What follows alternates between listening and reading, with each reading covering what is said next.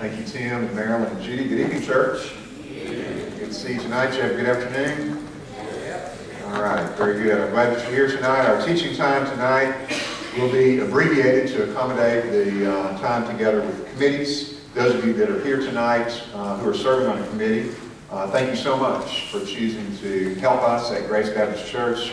As you know, without the volunteer work that you do, our church would come to a screeching halt. And that's as it should be, because we're all in this together.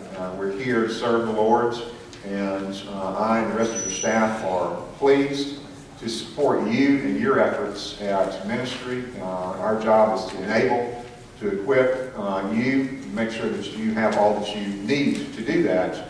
If you're new on a committee, serving for the first time, please ask questions. Make sure you understand what your responsibilities are. If you need to, you can call us during the week, and we'd be glad to talk to you about that. But before we get to committee night, let's see if we can't finish up our mini-series here on the mystery of Christian marriage. Our text is Ephesians 5:31 through 33. If you'll open your New Testament and join me, we'll try to finish up the rest of our outline. Ephesians 5:31 through 33 is the end of a teaching on marriage. Paul, the apostle, is the writer under the inspiration of the Holy Spirit. He's already addressed both the wives and the husbands, believing wives and husbands. These are not instructions for marriage to the world or marriage in general. These are instructions to Christian wives and to Christian husbands. And in verse 31, he begins to wrap up and he says, "For this reason a man will leave his father and his mother and will be joined to his wife, and the two will become one flesh." He's quoting Genesis 2:24, which reminds us that God's pattern for marriage, or model for marriage, his design is unchanging. It hadn't changed by the time Jesus taught and Paul wrote, and it hasn't changed today. But then he says in verse 32, this is a mystery. A great mystery, in fact. And the mystery is, he goes on to say that I'm speaking of Christ and the church. And so the relationship between Christ and the church somehow reflects the relationship between husband and wife, or perhaps I should say the relationship between husband and wife somehow reflects the relationship between Christ and the church. And so number 1 and number 2 on your outline, which we already filled out, say these things. Christian marriage is more than a Christian man and a Christian woman married for life. I know we feel like we're so embattled today from our surrounding culture that if we could just get people to agree to one man and one woman, we'd be happy. But that's not, we shouldn't give up on our high expectations for Christian marriage. It may be a tough sell, but we need to hang on to the whole package. We don't need to dummy down our idea of Christian marriage. We don't need to say that, well, if you just give us one man and one woman, we'll be happy. Well, we won't be happy with that. And not in the church. Because there's a lot more to Christian marriage than just one man and one woman being married together. It's more, in fact, even than just a Christian man and a Christian woman being married to one another. And number 2, Christian marriage is more than a submissive wife and a sacrificing husband. We've looked at both of those ideas. The text before this says that Christian wives are to submit, Christian husbands are to sacrifice, and be willing to die for their wives. That's stretching us out even more, but now we're realizing that it's even more than that. It's even more than submission and sacrifice. There's a mystery here that is meant to be reflected in Christian husbands and wives. And we ended last week by pointing out that the Old Testament talks about Yahweh, the Lord, and his relationship to Israel in terms of a husband and a wife. Quite frequently, actually. We found it in Isaiah, we found it in Jeremiah. Jeremiah reflects back on Exodus, and that's where we stopped. But these Old Testament passages never ask the Old Testament believer to think of his or her marriage as a reflection of the relationship between God and Israel. There's one exception, though, to that. There's one exception, and it's one of the Old Testament prophets. I'm just curious, does anybody know who it is? I hope you did something. What? You're right. Megan gets the theological Bronze Star tonight. Or at least the biblical knowledge Bronze Star, okay? We'll see how we do with the theology now. Hosea, surprisingly, was called upon by God to marry. The first part scares me to death. A woman named Gomer. I just never know what to think about that. But of course, that might have been a pretty name in Hebrew. I don't know. It doesn't work very well in English. I don't know anybody who's named their daughter Gomer, and I sure hope there's nobody in here tonight that I don't know about who's named Gomer, because I know I'm going to be in trouble after this is over. But he's called by God to marry this woman named Gomer, and what's unique about Gomer, beyond the fact that her English name doesn't sound too good, is what? She's a prostitute. Now, right away, we know something is afoot, because in Proverbs, we're told, the godly man is told, don't ever go close to whom? The adulteress and the prostitute. You know, you stay away from those women because they will destroy your life. They will destroy your marriage. They'll destroy your relationship with God. And yet here is God calling not just a garden variety believer, but a man of God, a prophet, who is to be his mouthpiece. He's calling this man to marry a prostitute. Now that in itself gets our attention. Then they have 2 sons and a daughter, and Gomer does what? She does what prostitutes do. She hasn't been changed, her heart hasn't been changed, and so she leaves Hosea and breaks his heart and goes off back into her former ways. Then God does something even more astounding. He instructs Hosea to do what? Y'all know this book. He instructs Hosea to go and to buy her back, bring her back home, and to what? To love her. To love her. Now, it's hard to get a grip on the fact that God would ask anyone to do something like this. We've already seen it's sort of a contrast to what he calls people to do, men to do in Proverbs, and women to do. We want to be faithful, and our faithfulness is a reflection of him. But in this particular instance, he's called Hosea to do this very extraordinary thing. Why did God ask Hosea to do this unusual thing? Say that again, Kevin. That's exactly right. The reason that God asked Hosea to do this is because it's a reflection of the condition of the relationship between Yahweh and Israel at that time. Israel was like Gomer. She had run off and become a prostitute. By that, God means that the people of God were engaged in idolatry. And God saw that as adultery. And he called them prostitutes because they not only engaged in idolatry, but they used their idolatry to form coalitions with other peoples around them to strengthen their military and political position in the world. And when they did that, they adopted the practices of those people. And just like on family level, he said, don't marry into certain groups because you will adopt the practices of their idolatry. And they will lead you down the path of disobedience. The nation as a whole did the same thing. This was Solomon's problem. One of the reasons he had so many wives was not just necessarily because he had an insatiable sexual desires, because a lot of these women reflected coalitions with some of the political groups around him, and they drew his heart away to their idolatrous ways that they were raised in back home. And this is what the Israelites have been engaged in for hundreds and hundreds of years. And God finally said, I'm going to choose a man, and he is going to have the ability to describe to my people from the heart, exactly how I feel about them. And the only way he could do that is if he lived it. And so God chose Hosea to live it. And he did. He did all of these things.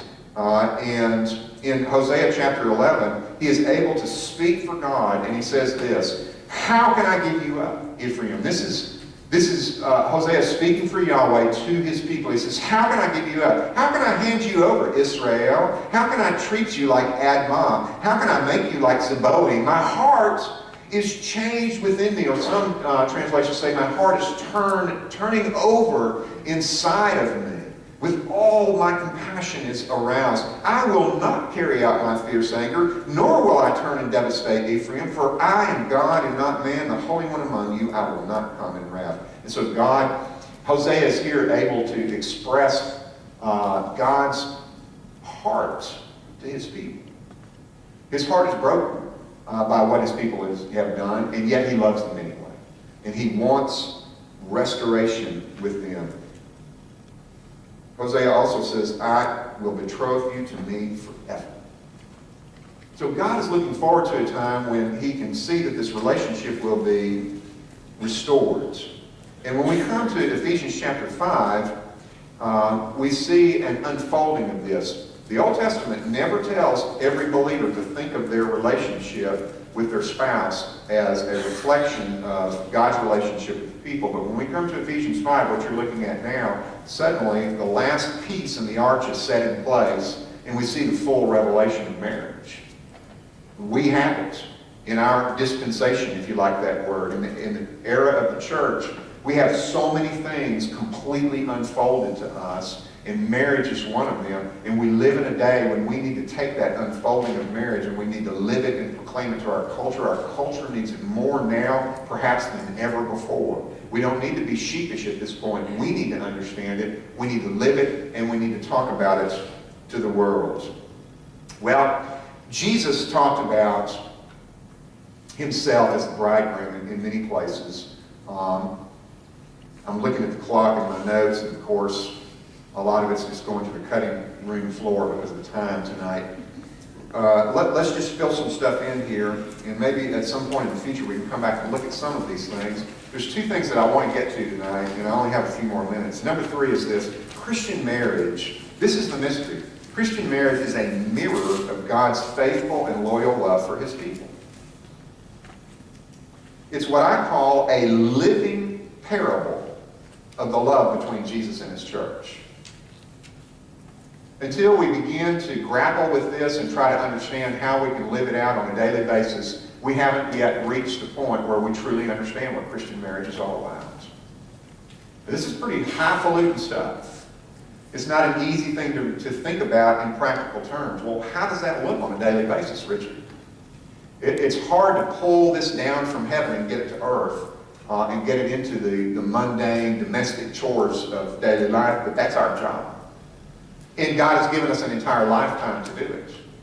Would you agree with me that there are many aspects of Christianity that we continue to learn about throughout our entire life in this age, that we may never fully understand them, that we continue to get new truth and new ideas and new applications out of things that we've heard about, some of us, for decades? I believe the same dynamic is true here with Christian marriage, that no matter how many decades you're married to your spouse, when you die, there's still something that you could have learned. There's still more to it. And every marriage is unique. Every individual is unique. And when we put two people together who are unique, it just multiplies, and the potential for understanding how that particular marriage can reflect the love between Jesus and the church is almost endless. It's an exciting thing to contemplate, and we need to. Well, look at the last part, the last verse, verse 33. I want to point one other thing out to you before I finish this up. He says, but also you, each one of you, each his own wife, likewise, he should love as himself. And the wife, let her, what does your version say? Respect. Does anybody have anything other than respect? Reverence. King James, who's that? King James. Reverence. Reverence. Well, look, we'll come back to that. Let's talk about the men for a minute. Okay? Look what it says, guys.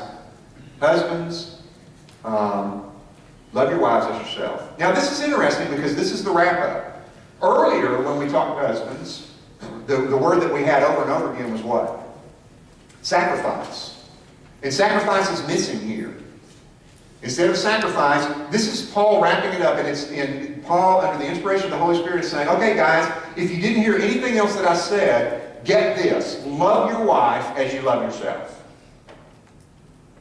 And we might wonder, if we're studying this passage, why did he jettison the whole idea of sacrifice when it was so prominent when he was talking before? Now he comes down to it. We would think that he would boil it down to sacrifice, but he doesn't. He boils it down to this agape love, Christ-like love, self-giving love. First of all, we have to say that agape love includes the notion of sacrifice. But had he just mentioned sacrifice, what would have been wrong with that? Had he boiled it down to sacrifice instead of love, what possibly could have been wrong with that? I don't have time to wait, so I'll just go on and answer my own question. I like that. I heard the word duty come out over here. We could have a sense of duty, and we may at times have a sense of duty in our marriages. That's not always necessarily bad. Sometimes it's good to do the right thing because it is the right thing. Okay? But in a marriage relationship, if I see my goal entirely as being making sacrifices, then I can make sacrifices without what? Without love. And Paul doesn't want that. He said, the goal is not, guys, for you to sacrifice for your wife. The goal is for you to love your wife, and to do that, you're going to have to sacrifice. If it's going to be a Christ-like love, the agape love that he's talking about. And so he boils it down not to the word sacrifice, but he boils it down to the words love. Number 4 on your outline. Christian husbands do more than sacrifice for their wives. I put a different word in here. I put the King James word in. What does the King James Bible use for love sometimes? Cherish. Cherish. I like that word. Christian husbands should cherish their wives. Okay, so wives, yours is boiled down to, what were we told earlier? The wives were told to what? Submit. And now we come to the summation, and the word submit's not there. Why? Well, for the same reason. The goal is not to submit. Submit is a tool for the goal. What's the goal? Well, we heard 2 words, respect and reverence. Why? What are our translators struggling with here? They're struggling with the Koine Greek term phobeo, which is usually, when it appears in the Old Testament, in the New Testament, usually rendered by the English term, does anybody know? Fear. Fear. Well, that brings all kinds of problems to the surface. But any reader of Koine Greek, when they look at this text, would see that word phobeo. And so automatically it brings the ideas of that term out. Now, the English word fear in a negative sense obviously isn't what Paul is talking about here, because that would be in contradiction to what the Bible teaches about love. Perfect love what? It casts out fear, drives out fear. So that can't be it. So we have to figure out, how is phobeo being used here? It's being used more like the way that it's used when we say that we fear whom? God. Now, careful guys, we're not going to make you God here, so just relax. That would be idolatry, and that was the problem in the Old Testament. So we don't want to go down that road. But what we don't want to do with this word phobos or phobeos, we don't want to lighten it up too much, L-I-T-E, because it's a heavy word. It's a weighty word. And I'm not sure the English word respect is good enough. In fact, I'm convinced that it isn't. Usually when we show somebody respect, there's a reason we do that, and I may be hung up on our previous conversations, but it sounds like to me that you respect somebody because they deserve that respect. And we need something here that goes beyond that. We've already seen that in the text. We may still be grappling with it individually, but the text is clear that we go beyond that. I use the word for now, honor. Honor. She is to honor. That comes closer to the weightiness of the word phobeo. It keeps us away from the light, L-I-T-ness of the word respect, but it doesn't go too far. I think the King James Version, maybe 400 years ago, reverence would have worked, but today when we use the word reverence, what do we think of? Fear. I think that's too worshipful in our ears. Now, I could be wrong. Everybody perceives words in different ways, but my ear hears something that is too worshipful. It's too much like a relationship with God, and we want to stay away from that. So honor. So ladies, what you're told to do is not just to submit for submission's sake, and I'll tell you, I've met some Christian women that think that that's all they have to do. Well, I submit to my husband, I'm done. I'm a Christian wife. No, you're not. You could submit to him. I know something going on over here. You can submit to him and not what? Well, you can submit to him and not love him, but you can submit to him and you can actually dishonor him in ways. And if you're submitting to him and dishonoring him, you might as well give up the submission because you haven't got it right in the first place. Submission's not the goal. Honoring him is the goal. Sacrifice is not the goal. Cherishing her is the goal. These are the tools that we use to do it. They're Christian tools. So, number 5, Christian wives do more than submit to their husbands. They honor their husbands. I yield the floor to the illustrious Travis.